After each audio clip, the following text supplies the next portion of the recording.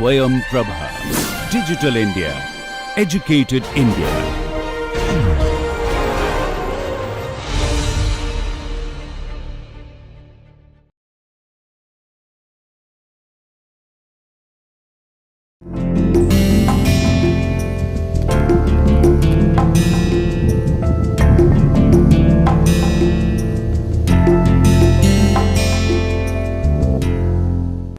Let us start this lecture with a thought process by great poet and Nobel laureate Rabindranath Tagore, who says everything comes to us that belongs to us if we create the capacity to receive it. It is indeed a very complex and poetic statement, but if I can decipher for you, it will be like this, that we will have to develop our capacity such that we can fructify our desire, not just dreaming for it, rather working for it. So, let us recall what we learned in the last lecture. In the last lecture, we basically discussed about various types of propellant grain, and it is very important to have various types to meet the various requirements depending on the application. And if you look at, we basically looked at two types of grain, end burning grain and also side burning grain. And these two are generic in nature, because in end burning grain the propellant will be burning along the longitudinal axis, and in case of side burning grain it will be regressing along the radial direction. And then various kinds of combination permutation one can have. We have discussed about 2-dimensional propellant grain, 3-dimensional, and also various kinds. Let us start this lecture with summarizing these types of propellant grain. And we can classify the solid propellant grain into 4 categories. One is the production, and depending on the manufacturing techniques which is being used, right, and also how it is being done, one can also look at it. One is freestanding, that means how you pack the propellant in a combustion chamber, and also it can be casting, it can be extrusion method, right. And other one is case bonded. Case bonded, it can generally will be casting, and whereas the freestanding can be both cast method and the extrusion method. And this does affect the regression rate to some certain extent. And the another way of classifying the solid propellant grain is composition. Composition of a propellant can vary very different way. I have just mentioned 2 of them. One is double base propellant, rather it comes under heterogeneous combustion propellant. It can be single base, it can be triple base composite propellant, and there can be mixed of that is known as composite modified double base propellant. There is also another kind of propellant grain is known as nitramine propellant, and of course, you can add these explosive materials like RDX, HMX to double base and composite, and also together there are various kinds one can. And of course, in the last lecture we concentrated more on the geometry. One is the end burning grain and other is the side burning grain. And as I told earlier, the end burning grain will be having basically the regression of the propellant will be moving along the longitudinal direction. In the side burning, regression of the propellant will be moving along the radial direction. And side burning can be divided into 2 categories. One is 2-dimensional grain and other is 3-dimensional grain. If you look at several examples I have taken, let us look at some of them. One is which is being used very much is your star, and there can be also the double anchor,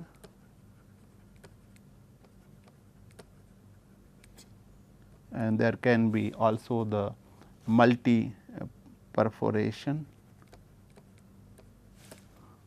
perforated. There can be also the dog bone. These are the thing what we have discussed. Of course, there are various other kinds as well. And another thing we discuss also wagon wheel and several others kind of thing. And among all these two dimensional propellant grain, generally the star is being used very much, because in this case one can really get all kinds of burning, because if you look at, we have also look at nature of burning, that is your regressive burning and neutral burning, and other is the progressive burning. So, all these three types of burning you can get in star, that depends on the number of vertices it is having. For example, in this star grain you can get 5 vertices, 1, 2, 3, 4, 5. And if I take this as a center, if you look at this one, then this is basically can be one side and then this angle, and this angle will be equal to pi by n. N is the number of vertices, n is the number of vertices. In this case, this is equal to 5, 1, 2, 3, 4, 5. That means the total side burning surface like this is a basically side burning surface will be 10, and keep in mind that this is your angle, this is basically theta by 2, and this will be angle will be theta between two side burning surfaces. And if this theta will be more, become higher, you will get progressive burning. That means, for larger values of theta, one can get progressive burning,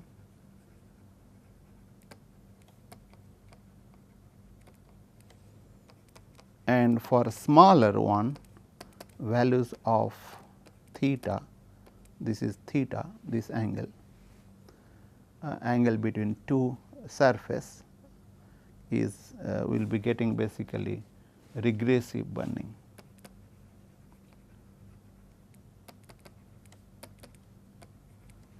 And in between that you can get a neutral burning. That is why it is being used very much, and it is really designer love it to have the star burning, because one can get whatever they want to have, particularly the kind of burning they want to have. And 3D grain is quite complex and difficult to design and develop. However, it has been tried out. The three kinds what we have discussed is, one is cono seal, and then other is the pheno seal. Basically, this is a cone plus cylinder surface you are talking about, and other is the spherical. Already we have discussed about that, and then simplest one is a conus cylinder, and the spherical one is quite complex, and also it is having lot of limitation, but good, but advantage of the spherical 3D grain is that L by D ratio will be very small, and also the compact as compared to other 3D grains. So, let us look at a little bit about how does the burning surface in a solid propellant grain evolve. because that is very important to find out how much really the mass of propellant being burned for a particular time, and also how you will get the thrust law and by knowing the chamber pressure. And for that we will have to use certain principles, basically laws, so that we can calculate. Generally the propellant regresses layer by layer. Beside this, that or any point on the surface of the grain regresses normal to the tangent surface at that point. Let us consider a end burning grain propellant.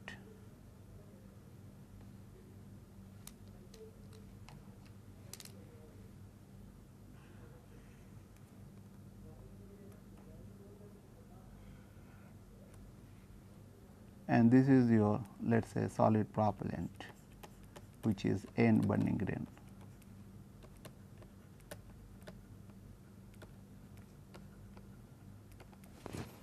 And when I am saying that it will be going by layer, basically this is the, if it is regressing this direction, that there will be layer by layer it will be regressing. That means, if I take a point here and then this surface, this is your propellant surface or surface of grain, I can say, of grain. So, if I take a point, this will be regressing in this direction perpendicular to this tangent plane, and this is your tangent plane. And this law is basically known as the pivot law. This is known as the pivot law, and this one has to look at it. Let us look at what really will happen when you are having a cast, convex cast toward the gas. So, this is cast means basically edge, and this is your edge, which is two surfaces are meeting. And this, as per the this pivot law is concerned, that if I take a point here, it is moving basically toward that. That means, this is your grain surface, this is one surface and this is also another surface, and it is moving towards the solid as it regresses, and then this also will be moving and this person also will be moving. So, that this point is retained and it will not be really changing. But if you look at other one, that is, it is the surface is here gas, this is your grain surface or the propellant surface. So, also this one, this is also this one. So, in this case it is concave towards the gas. So, therefore, this will be perpendicular, will be moving, but however, in this case this will be moving in this direction. So, it will be making a curved one arc, this is the arc will be making, and whose point center will be this edge or the cups. This is basically cups, you can say, cusp and or the edge. So, therefore, this will be made it as a curve. So, this one has to keep in mind while calculating how the surfaces will be evolved when the regression of the propellant is taking place. So, let us look at that a cylindrical propellant grain, and in this case it is having a length L and this is a port diameter, this is port diameter, and in which it is really combustion is taking place, and this is your grain surface, and as it is going through. So, if you look at it is having a diameter d and this length is basically small d, and this when it regress, it will be regressing this way. So, this is the surface which will be going, that means it will be regressing in this direction perpendicular to direction.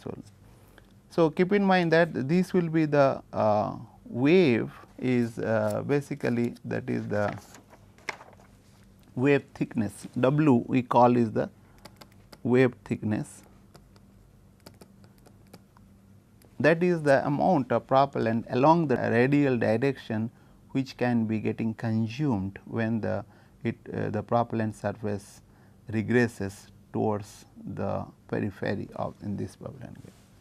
And in this case, this wave thickness is very important, because that is the amount of propellant which will be burnt during certain time. And this wave thickness, in this case it will be basically d minus small d divided by 2.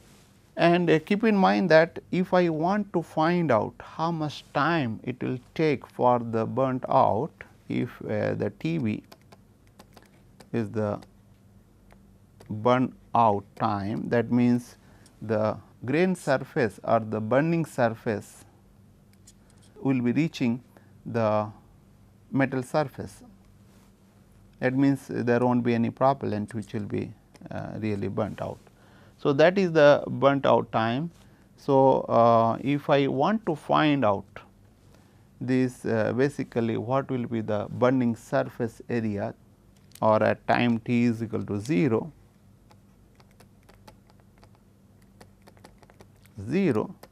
that AB 1 will be basically the perimeter of this SB into L, and this is SB is the perimeter,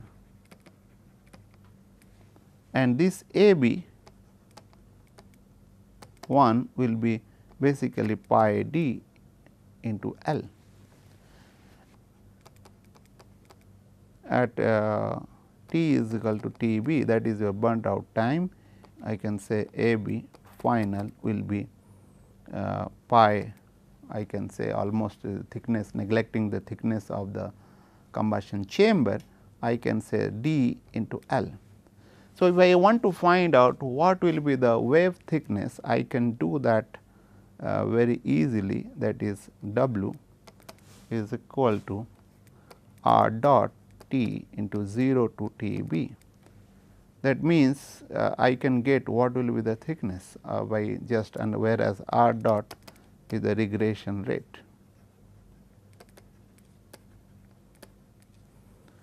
So, by this way I can calculate wave, I can also find out what is the amount of propellant we can have, provided we know the density of the propellant. And keep in mind that like we will be now taking an example to illustrate how we can calculate this. Let us consider this example. A designer has proposed to use propellant grain with a rectangular cross section of 0.2 meter and with an outer diameter of, this is basically meter square, of 1.5 meter and length of 2.5 meter, and the density of propellant is rho p 1295 kg per meter cube, and we will have to determine the sliver mass of the propellant grain and percentage sliver mass as compared to initial propellant at the end of its operation. When all the propellant when this propellant can really be consumed at the end of its operation, we can find out. So, if you look at these are the given, if I consider this is your A, if I consider this is your this A, and that is basically A is equal to 0.5 meter and length is 2.5 meter and diameter, this is your diameter, I can consider this is your diameter, and d is 1.5 meter and rho p is 1295 kg per meter cube. And we will have to find out basically sliver mass. That means, sliver mass is the one in which basically at the end of operation the propellant will remain intact, or in other words it cannot be really used further. So, let us look at what will be the sliver mass, and let us for that we will have to consider how this regression is taking place in this rectangular cross section propellant grain. So, if I take this as a center, I can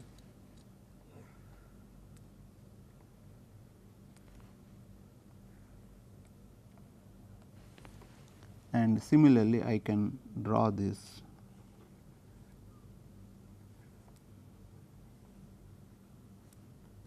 center, and if I take this here and then this is also this one, and we have seen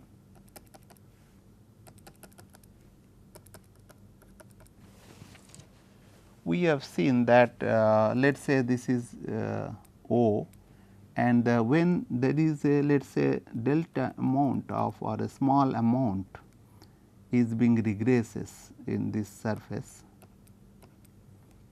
and it can also go to this side, because in this case it is moving perpendicular to this plane. And keep in mind that in this case this is the A, so this will be moving around like this, and similarly if I consider this and if I consider this, as this will be basically like that. If I consider the another, let us say I will use a color here, little bit different color, just so that you can find out what it would be. Let us say it moved again to another one,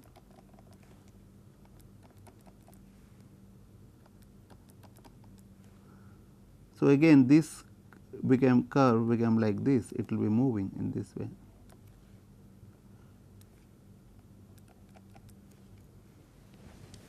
So, this will be moving in the all the direction that way, in such that it will be reaching a point here. Let us say I will take this point somewhere here, and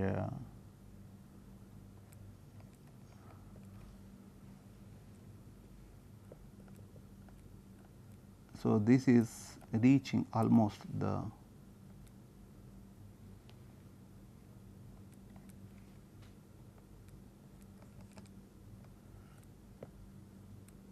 that means this surface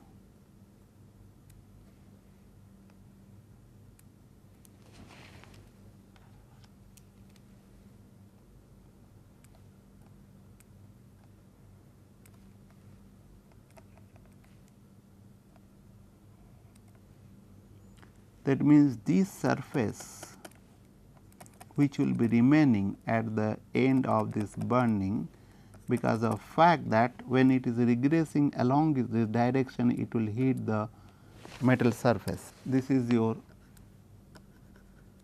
metal surface of the combustors. So, you cannot really burn beyond this line, and this is known as sliver, or you can say total is the mass, sliver mass. And that means you cannot have operation when this regresses in a particular direction, particular corner points and reach here, something like that, then you cannot have here. So, therefore, this sliver mass is very important. Generally in a good design the 5% sliver mass is allowed, more than that it cannot be used. We will take this as a point here. Let us say this is your A and this point if I consider this as a x. That means, I will have to find out how much maximum wave thickness we are having. That means, this wave thickness can be from A to O.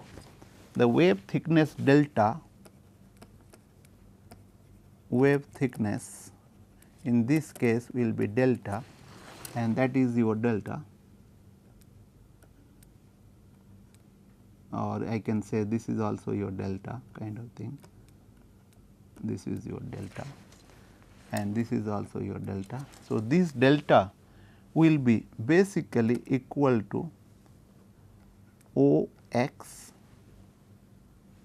minus O A, and that will be equal to D minus O A. O A will be basically, if you consider O A is nothing but your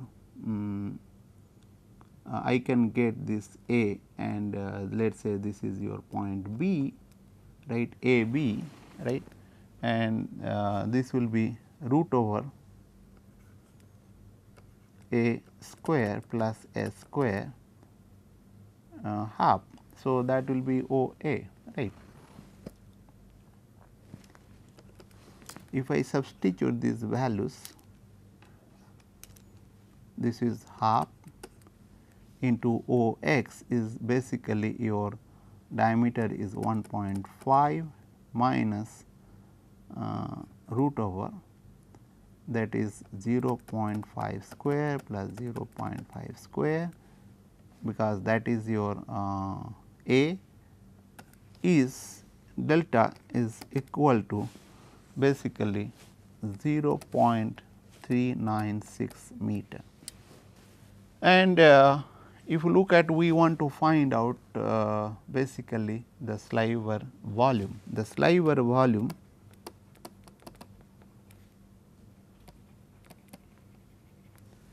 can be is basically V s, and what it would be, if you look at the total the volume, that is your pi by 4 d square, and then this volume, this is the volume, what will be that, that is with respect to this, this is the portion, and what it would be, that will be equal to this area, that is your A square plus this is the area, right, and what will be this area? This will be basically A into delta, because this portion is delta, this portion is delta. So, plus 1, 2 like that, it is also this is 1 and this is also another 1, 2 and this is 1/3. That means, this is 1, 2, 3, 4 area plus 4 into A delta plus, and this area, this is the quadrant. If you look at, this is one quadrant, this is another quadrant. So, that I can write down 4 into pi by 4 delta square, because this is your delta radius, this is also delta radius. So, this is equal to that. So, this will be cancel it out, and if I substitute these values, I get pi by 4, d is 1.5 whole square minus 0.5 square plus 4 into 0.396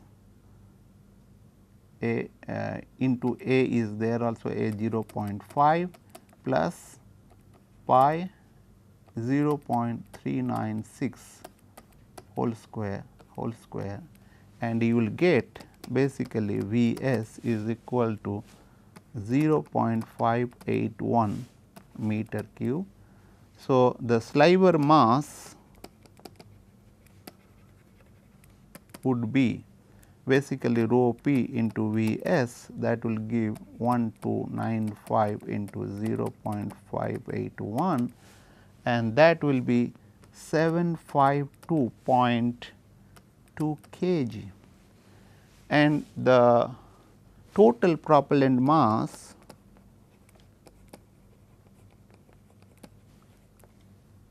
and into L, I think I have not added here L, and that will be 2.5.